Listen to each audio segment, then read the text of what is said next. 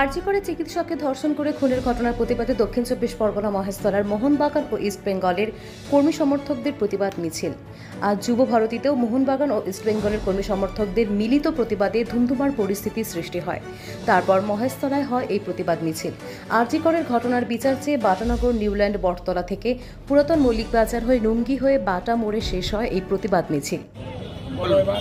আজ আমরা সকল মোহন ইস্ট প্রতিনিধি মিলে এক হয়ে এই জমায়েতে যোগ দিয়েছি।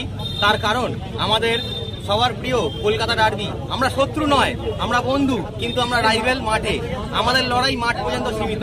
কিন্তু আমরা এই আরজি করের বোনের জন্য সবাই আজ এক হয়ে পথে নেমেছি।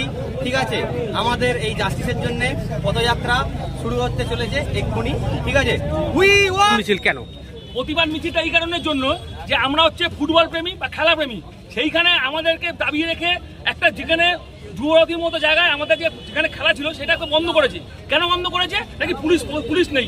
আজকে দেখা গেছে আমরা বিভিন্ন মিডিয়াতে দেখেছি পর্যাপ্ত পুলিশ যেখানে আমাদের দুই দলের সমর্থকদের উপর অকথ্য অত্যাচার করেছে। সেই জন্যই আমাদের এই প্রতিবাদ মিছিল। তার সাথে আরজি করের বোনের জন্য তো আমাদের এইসব রয়েছেই।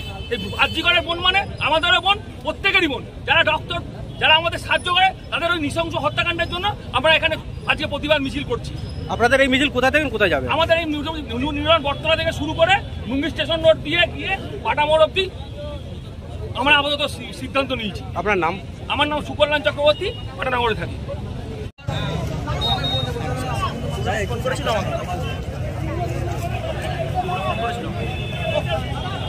RPTV news Bangla.